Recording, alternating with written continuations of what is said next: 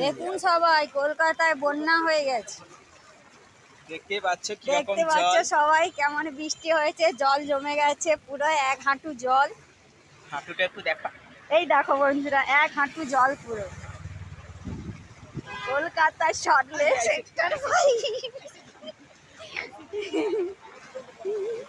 ভিজি দিলে।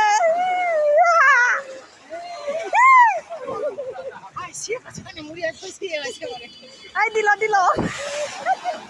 এই তো সব জোম্যাটো বানাইছে ই করছে খাবার সাপ্লাই করছে। একটু পরে জল সব